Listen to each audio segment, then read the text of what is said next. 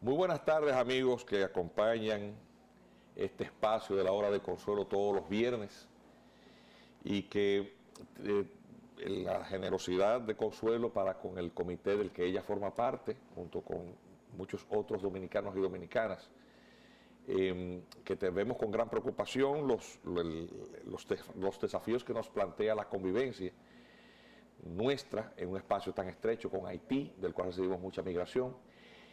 Este comité, que se llama Comité Dominicano por la Solidaridad Internacional con Haití, y cuya filosofía es tan simple como sencillamente plantear que cualquier forma de solidaridad con nuestros vecinos, nuestros únicos vecinos con que compartimos una frontera terrestre, debe ser ejercida en Haití, porque ese es el criterio, y que estamos usualmente acompañados por el presidente de este comité, que es Armando Armentero.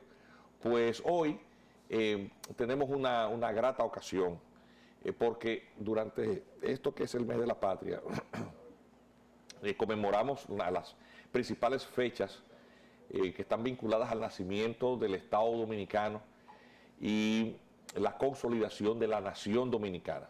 Es un pueblo en un territorio con una idiosincrasia que se dota de un autogobierno, y eso no fue un hecho fortuito ni fruto del azar, fue producto de un fenómeno evolutivo, una acumulación de circunstancias a lo largo del tiempo que produjeron estas ideas libertarias. Empiezan, por lo tanto, en los orígenes históricos de estas circunstancias, las razones que nos dan un sentido de existencia, una justificación ética, una forma jurídica. Entonces, necesariamente es la historia, la mancuerna necesaria para nosotros entender el presente, saber para dónde vamos en el futuro, si es que vamos para algún lado. ¿Y de quién hay que echar manos? De la gente que sabe de eso. Entonces, el comité, por lo tanto, aborda estos temas de la convivencia con Haití, pero nunca pierde de vista que es necesario acudir a los que saben de historia para entender lo que somos. A veces escudriñamos un poquito con la ayuda de historiadores, que son parte del comité, que son nuestros amigos, nuestros colaboradores, para también analizar los orígenes del pueblo haitiano, y entonces hacer nuestros contrastes y establecer en esas diferencias quizás explicaciones de los desafíos que nosotros tenemos en el presente, de los roces que hemos tenido en el pasado, pero fundamentalmente cómo podemos manejarnos en el futuro. El comité hace ya un año y pico, ¿verdad? El año antepasado, participó en una serie de actividades y contó con el invitado, en la participación estelar del invitado de hoy, que ya ha estado aquí, es el doctor Leonardo Conde, historiador. Y con él organizamos unas actividades muy bonitas, porque él es historiador, pero es doctor en economía y es doctor en derecho, doctor de verdad, con 2 doctorados, y decano de economía de la UNF, con quien nos une también un vínculo de amistad fraterno muy viejo. Y recordamos que en estos coloquios duartianos que el comité editó, atención, enfóquenme eso ahí, con esta edición tan hermosa, el que quiera un ejemplar de esto que llame al comité, se lo obsequiamos.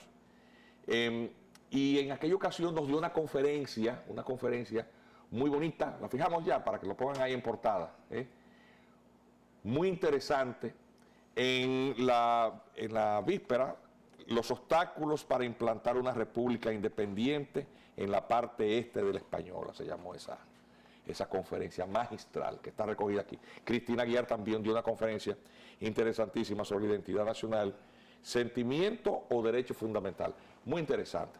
Entonces le dijimos a Leonardo, tú puedes acompañarnos en este mes de la patria un viernes, y acomodamos su agenda, se los robamos a sus obligaciones, que son muchas, y lo tenemos aquí.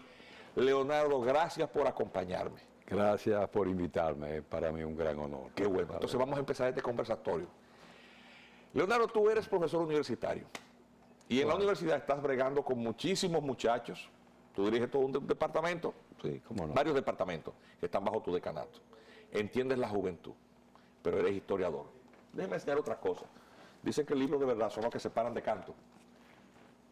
Miren el grueso. Estos son los 2 primeros volúmenes publicados por Leonardo, 2 volúmenes de este magnífico libro que se llama Historia de la Nación Dominicana, Teófilo, ven, vamos a ver, aquí. Historia de la Nación Dominicana. Una obra monumental, ¿eh? Cada volumen pasa de las 400 y pico, 700 y pico de páginas. Estamos esperando el tercer tomo. Leonardo es responsable de que yo a veces me acueste tarde leyendo este ensayo, este libro de historia maravilloso. Tú estás bregando con jóvenes desde las aulas. Conoces sus realidades, el espíritu del momento, la contemporaneidad, por lo tanto no te escapa. Tú sabes lo que es el YouTube, tú sabes lo que es el Instagram, tú sabes con lo que ellos están bregando. Y tenemos un desafío de subsistencia de nuestra independencia como nación cultural, como nación, como estructura jurídica ante los desafíos de la globalización y de los desafíos imperiales, de dominio imperial regional. Y a los ojos del historiador también puedes ver los desafíos que tuvo Juan Pablo Duarte y sus contemporáneos. ¿Qué nos hace falta a nosotros hoy? ¿Y qué tenemos hoy similar a aquellas circunstancias? ¿Y qué podemos esperar? Mira, ante todo, yo creo en el entorno socioeconómico. Yo creo que el entorno socioeconómico es un fenómeno determinante. Y ese entorno socioeconómico condiciona muchas cosas. Una de las realidades que había entonces, uno se pone a ver en aquella época, mira, esta islita de 55.000 kilómetros cuadrados, con una población, en ese entonces, en la época de Duarte, eran alrededor de 110.000 habitantes. La capital apenas tenía 8.000 habitantes. 8.000 habitantes. 8.000 habitantes. Menos que un barrio de la actualidad.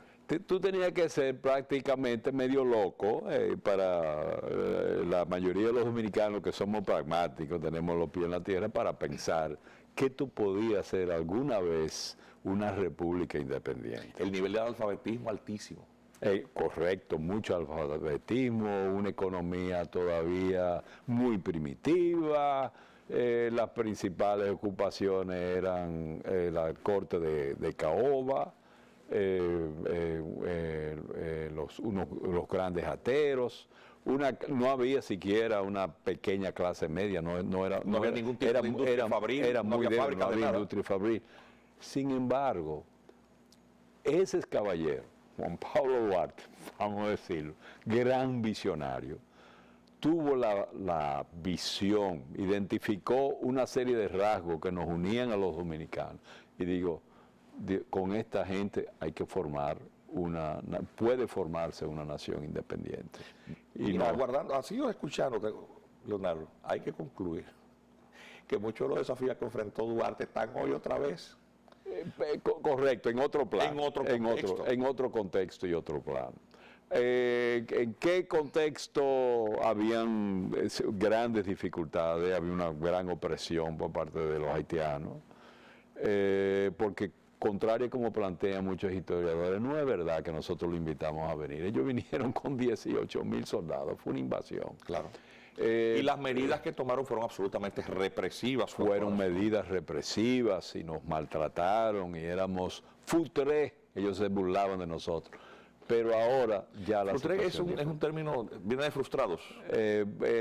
No, es un término despectivo. Como, vamos a decir, carajete español, carajo español.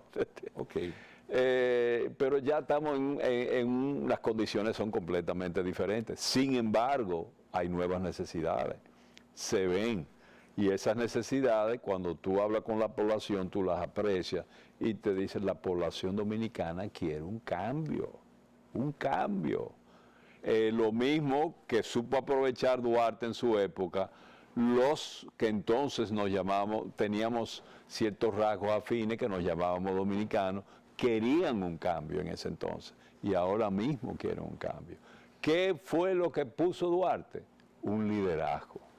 Primero creó conciencia, creó valores y nos dio un liderazgo. ¿Qué es lo que falta ahora? Que parece que no llena satisfacción de todos, un liderazgo.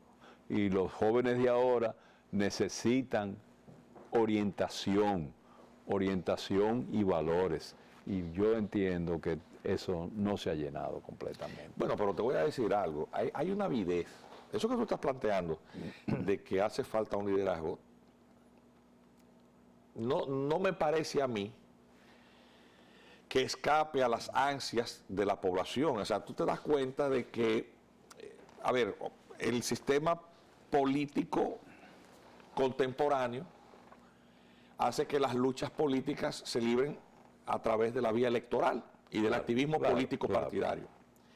Pero los niveles de politización de la nación dominicana, en un contexto distinto, porque estamos hablando, en el momento estábamos en un ambiente de opresión extrema. Las universidades cerradas, bueno, de hecho, fue en la clandestinidad que estos primeros fermentos libertarios se fraguaron, las sociedades, la tributaria, la filantrópica. La filantrópica. Ahora ese tipo de ambiente opresivo no existe. Correcto. Sin embargo, la avidez de que haya un cambio y la canalización de formas de insatisfacción de que las cosas se están librando en otro escenario. Por lo tanto, lo que está faltando precisamente es el liderazgo. Es el liderazgo. ¿Qué tanto del liderazgo de Duarte hoy hay que reivindicar? Yo diría que él se pasó 4 años creando conciencia. Entonces, estas cosas quizás puedan ser más rápido porque los medios de comunicación permiten una mayor comunicación, una mayor edificación. Quizás no necesitemos 4 años, pero que uno no ve un liderazgo edificando a la población. Pregúntale a un joven cuál es su aspiración, el joven promedio, ¿qué es lo que quiere? Largarse de aquí y se buscar trabajo en España o en Estados Unidos. Bueno, en esa época quizás, espérate, Leonardo, en esa época emigraban muchos jóvenes también. Emigraban, pero en una situación prácticamente por opresión, pero ahora por falta de oportunidades. Ahora por falta de oportunidades. Bueno, si podríamos operar una transacción ahí, pareciera que hay cierto paralelismo. Un paralelismo. Hay algo que tú estás señalando que es lo fundamental, falta el Duarte. Falta el Duarte. Falta el liderazgo de Duarte, de una persona o grupo que tampoco podemos ponerlo individual. Quizá un grupo de individuos, un conjunto de individuos con una visión como la de Duarte. Vamos adaptado a otro escenario. Salgamos de la llama inspiradora del idealismo. Voy para atrás. Ajá. Tú y yo vivimos otra época, la de la muerte de Trujillo, el 14 de junio, los ideales románticos del 14 de junio. En esa época casi la inmensa mayoría de los jóvenes eran catorcistas. Así es. Ya eso desapareció. Así es. Bueno, estamos en una etapa en la que un historiador de apellido japonés, pero que es norteamericano, que es Fukuyama, habla del fin de la historia. Ciertamente las ideologías, en el entendido de las contraposiciones entre las ideas marxistas y el capitalismo, ciertamente con el desplome de las economías socialistas, el derrumbe del muro de Berlín, que es el símbolo del fracaso absoluto del sistema de capitalismo de Estado, pues dice, bueno, es que se ha acabado la historia, pero atención, la historia no se ha detenido. No se ha detenido, ¿no? La historia no se ha detenido, porque el trabajo, yo te preguntaba ahorita, bueno, ¿y el tercer tomo cuándo viene? Pero nos referimos al tercer tomo de esta obra. Y entonces tú me dices, esto no es fácil, yo voy ahora por el 48. Yo estoy, el tercer tomo es casualmente la autocracia de Trujillo, es un tomo entero dedicado a esa época. Yo podía decir que voy por los 2/3, estoy por el 50. El constructo del Estado, entonces vamos ahora a salirnos un poquito del tema Duarte. Ahí se crea un vacío. Y luego el constructo. Juan Pablo Duarte plantea un proyecto de constitución, aquella cuyo manuscrito él rompe, correcto, muy disgustado, cuando sus adversarios políticos que buscaban otras opciones, incluso del protectorado, ¿verdad? Porque era el grupo que le adversaba de protectorados extranjeros. Y él rompe la Constitución, Santana termina imponiéndose. El constructo del Estado que prefigura Duarte en lo poco que se conserva de su proyecto de Constitución. Algo de ello en la estructura jurídica del Estado ha sobrevivido? No, claro que sí.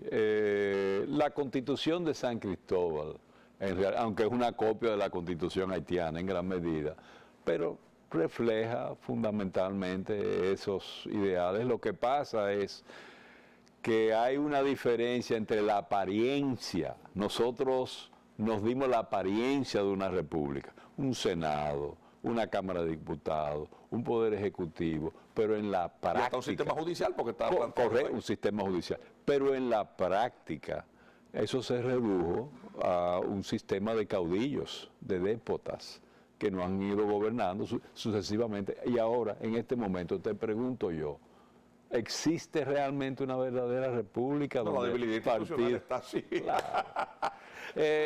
Mira, yo te digo que en la actualidad, a mi juicio, lo que existe es una dictadura de partido y inclusive un sector, un segmento. La gravitación, sí. Y en cierta forma, aquello que en el 210 Pedro Santana inoculó, esa gravitación presidencial que ahoga, ha sido un defecto, una distorsión, que es una de las razones fundamentales que lleva a Duarte a ser un adversario de este poder centralizado autoritario que representa el general victorioso de la batalla, porque obviamente entre Duarte y Santana hay una gran diferencia de criterio de cómo ejercer el poder. Claro, claro. Duarte termina retirándose, él prefiere para evitar el desgarro y la división, él prefiere retirarse, pero con ello selló el destino también y la distorsión. El gran error, uno de los grandes errores, el de Duarte, fue el echarse a un lado. El echarse a un lado. Los demás, tenemos Francisco Rosario Sánchez y tenemos Matías Ramón Mella. Vámonos con Mella.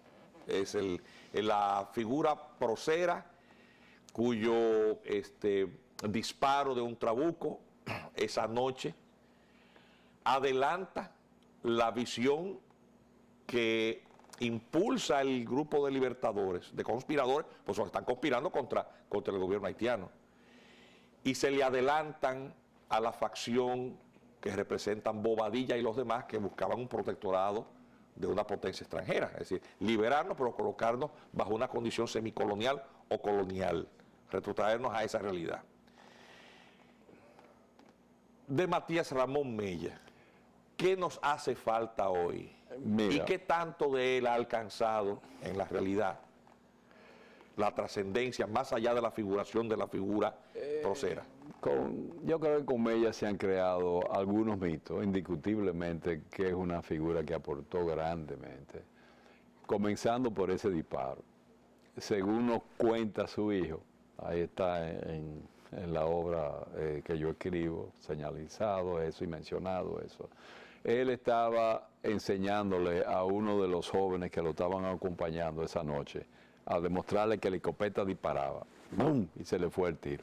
No fue ni porque estaba borracho, ni porque tiró un tiro porque los demás estaban acobardando. Hay muchos mitos que se han creado con esto. Pero Mella, bueno, y Mella es el forjador de la Gran Alianza, la alianza con Bobadilla. Duarte en ese entonces estaba en el exilio y Mella y Sánchez forjan la alianza. Poco antes, o sea, el año anterior había estado preso. No hay porque que quitarle quien tiene formación militar de nuestros padres de la patria, el militar, el que tiene más experiencia militar es Mella. Eso es un error. Pues corrígeme, por favor. Eso es un error. Ajá. Duarte estuvo 10 años en las milicias. Sí, en la milicia también. Y se destacó tanto en las milicias que sus compañeros lo proclamaron, lo llevaron a coronel y lo proclamaron capitán, porque en esa época los rangos eran por aclamación. Y quien le quitó ese coronelato por su ideología política fue Herrar cuando viene, invade de Haití en junio del 43.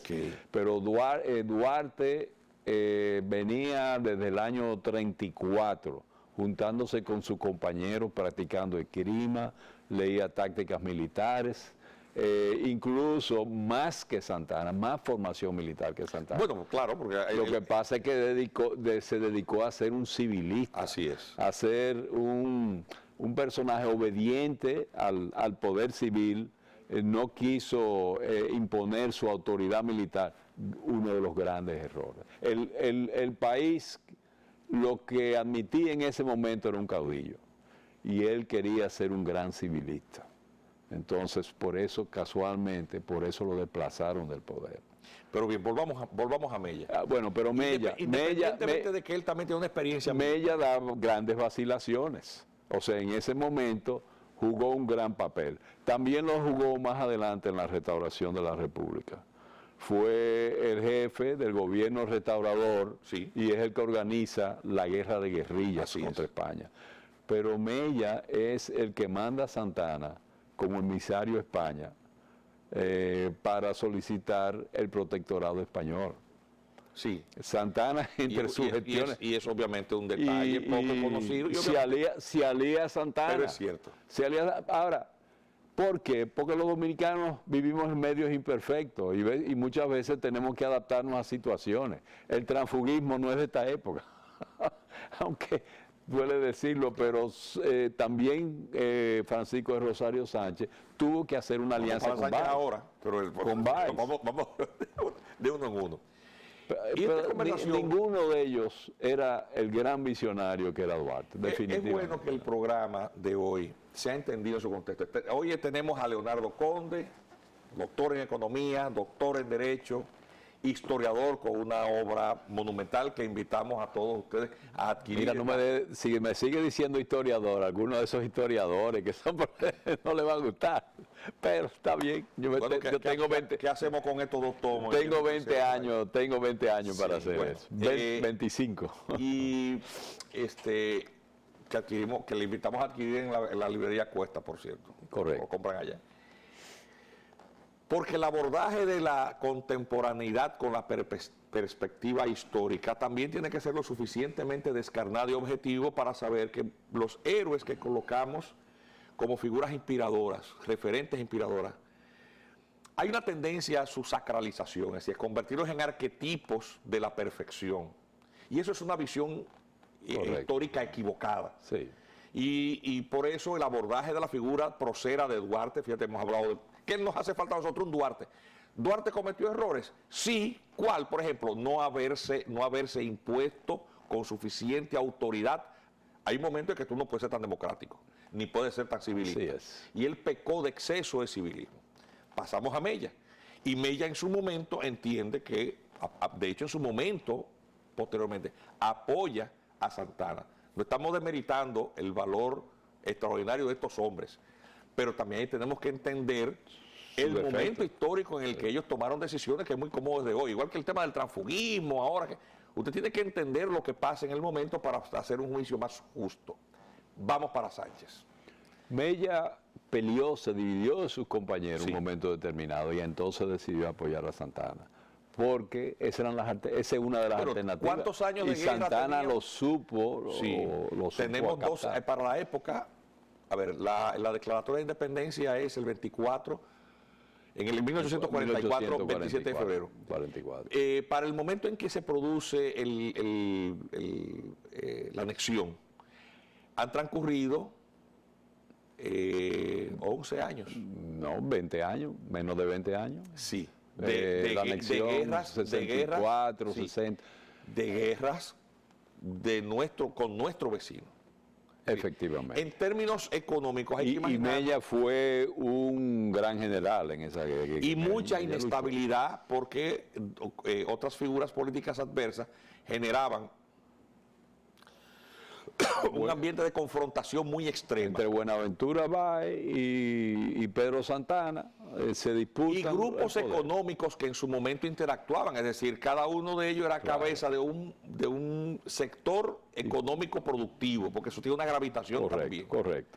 Y esa falta de entendimiento común hacia propósitos generales de progreso conjunto de la nación no tenía espacio porque eran las confrontaciones.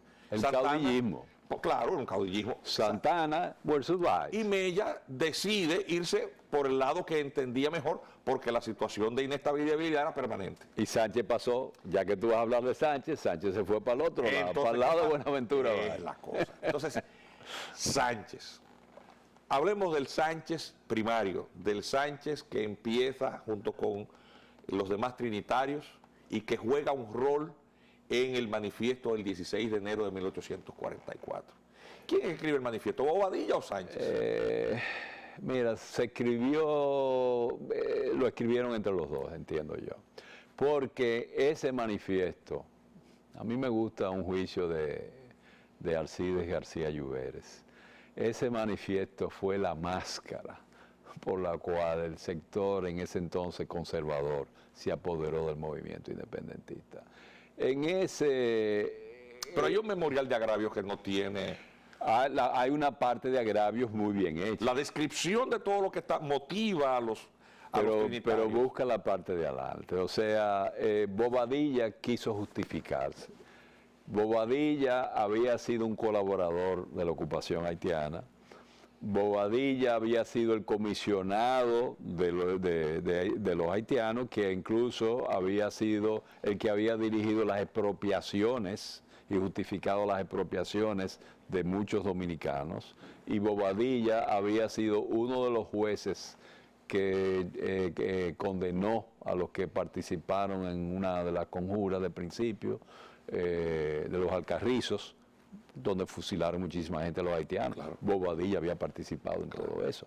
Entonces Bobadilla en ese documento se quiere justificar diciendo que los haitianos vinieron aquí invitados por los dominicanos. Claro, porque él no se opuso, sino que simplemente fue un colaborador. Formaba parte. Y él pasa a ser un aliado de los independentistas cuando derrocan a Boyer, del cual era uno de los instrumentos. Así es. Entonces, al ver que el otro grupo no lo utiliza, dice, no, yo me voy con estos muchachos. Señor, es bueno que nosotros veamos este tema. Los muchachos parece que van a ganar. Con una visión más fresca, y me encanta, señores, estamos con Leonardo Conde, economista, abogado, profesor, historiador, no que le gusta que le digan historiador, pero autor de un tratado monumental de historia dominicana. Vamos a cumplir con los compromisos comerciales de la hora de consuelo. Vamos a subir a los estudios, al control, para que coloquemos esto que nos permita a nosotros llegar a ustedes, que es el patrocinio de este espacio. Y luego, en el último segmento, vamos a hablar entonces, ¿qué es Bobadilla? ¿Bobadilla es un héroe o es un villano? No se nos vaya.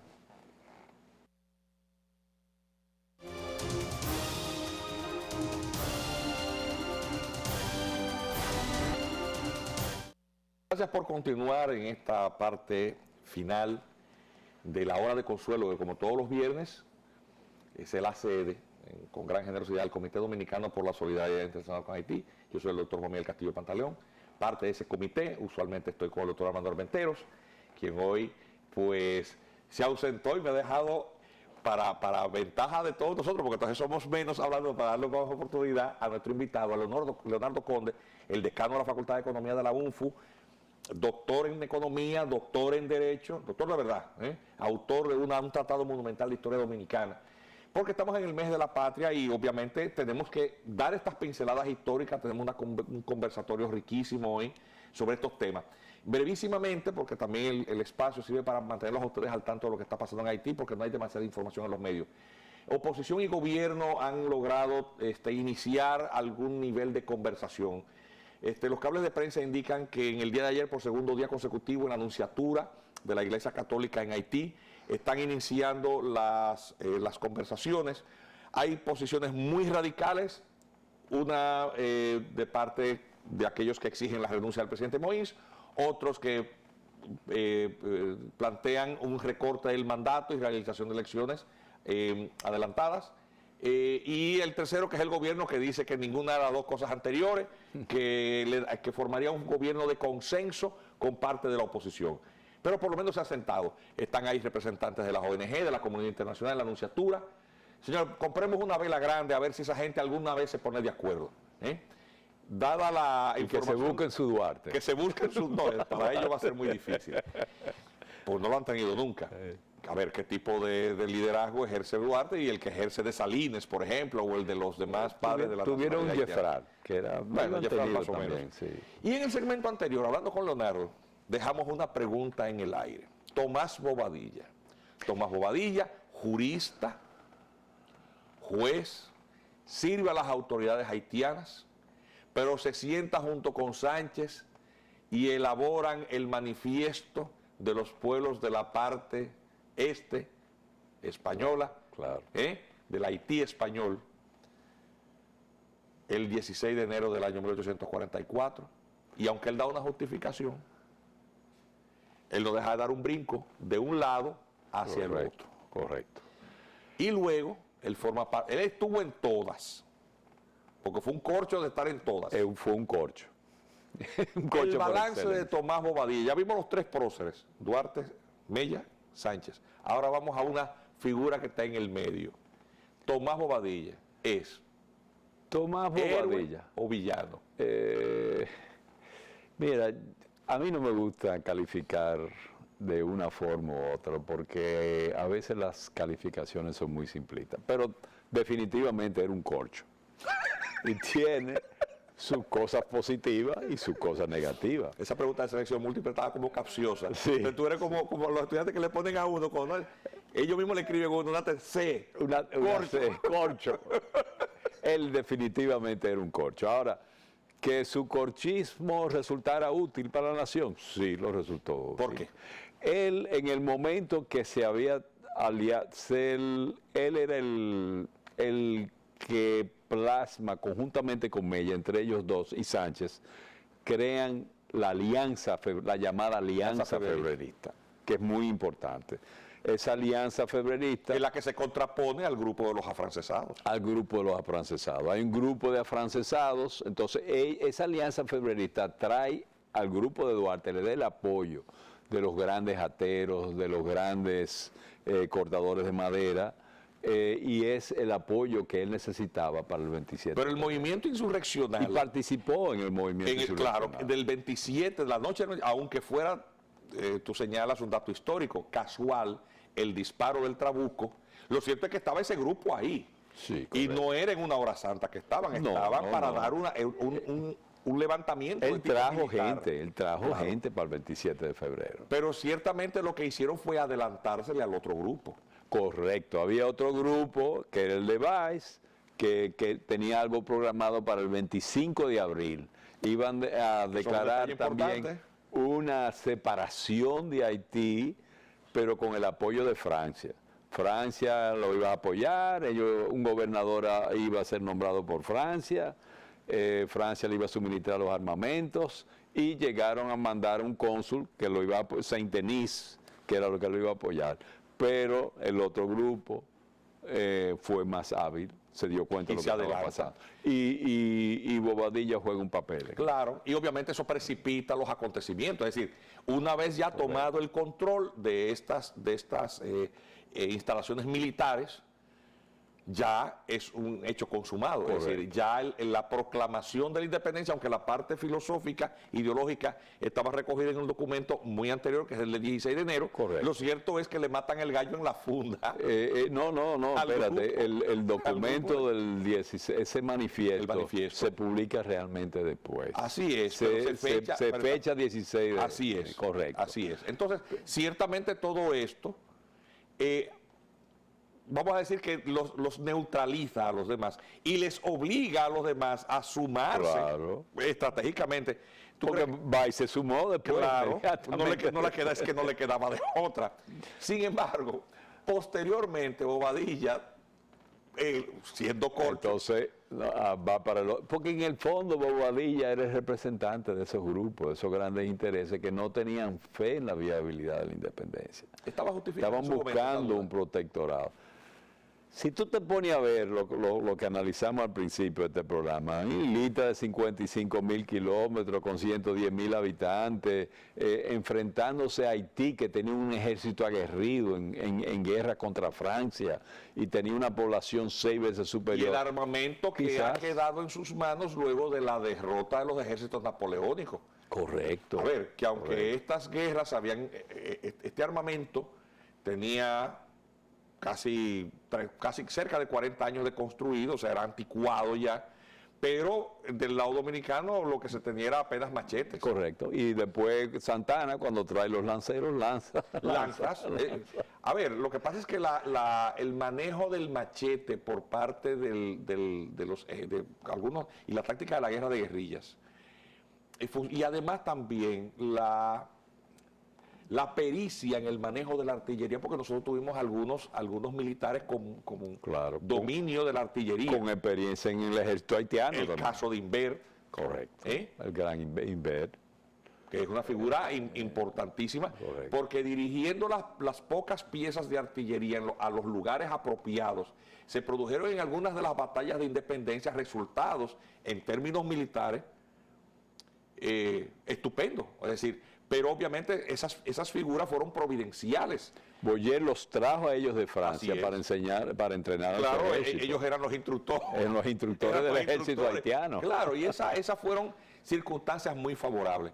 Pero obviamente todo lo que pasó después nos dejó a nosotros los dominicanos con una gran debilidad como pueblo, porque vimos un liderazgo que producto de esas rivalidades no atendían a un propósito común, se dispersaba.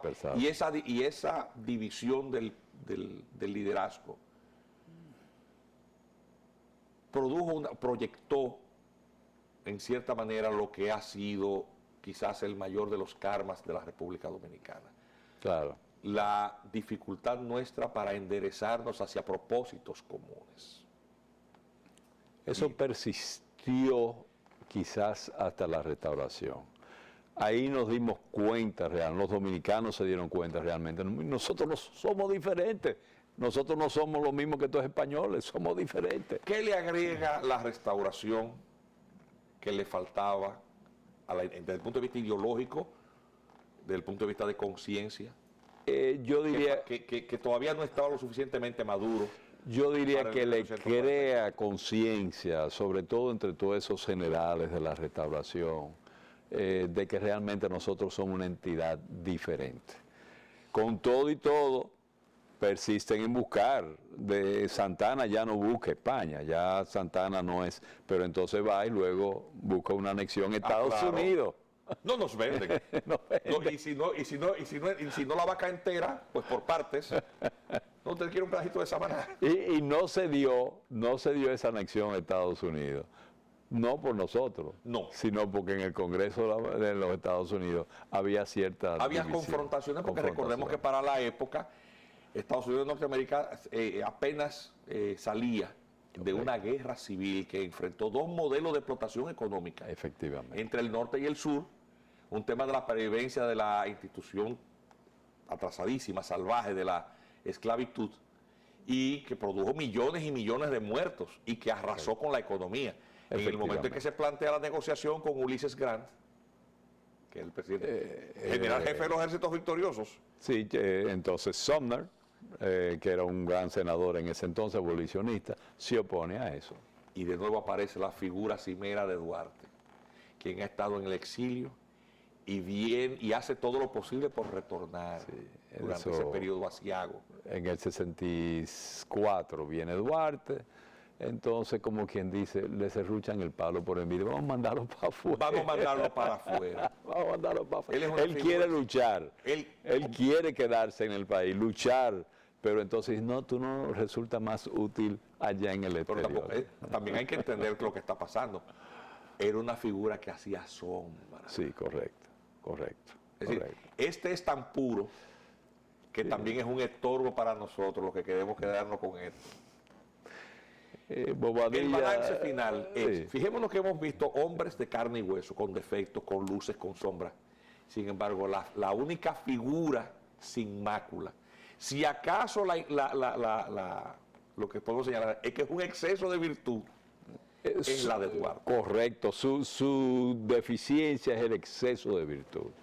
O sea, la firmeza con sus ideales. Su fuerte es al mismo tiempo su debilidad. Una reflexión final, Leonardo. ¿Qué tanto de Duarte nos falta hoy? Un minuto. Todo. Todo un Duarte. Mira, yo me conformo con tener 5 o 10 que por lo menos tengan ese modelo. no necesariamente que tengan una visión completa de lo que hay que hacer, pero por lo menos esa integridad de tener principios y de ceñirse a esos principios. Eso significa honestidad manejando fondos públicos, eso significa desinterés, y eso de predicar con el ejemplo. Correcto. Que es fundamental. Que no tenemos. Mucho. Señor, hemos llevado, Leonardo, gracias. Leonardo Conde ha estado con nosotros, economista, decano de Economía de la UNFU, doctor en Derecho también, autor de un tratado monumental, póngamelo de nuevo en la pantalla, sobre la historia de la nación dominicana, que está de venta en la librería Cuesta. Ha estado con nosotros y, bueno, le agradecemos muchísimo. Estuvo con nosotros cuando armamos los coloquios duartianos, los que deseen un ejemplar de los coloquios duartianos, solo tienen que llamar a Wendy, a la oficina del comité 809-487-1027, tiene una conferencia que nos dio Leonardo hace 2 años en la UNFU. Y bueno, agradecerle a todos ustedes la fidelidad, el privilegio de su sintonía. El lunes Consuelo de Pradera estará, como acostumbradamente está, en su hora de consuelo, y nosotros el viernes próximo esperamos volverlos a encontrar a todos ustedes. Señores, muchísimas gracias por habernos acompañado.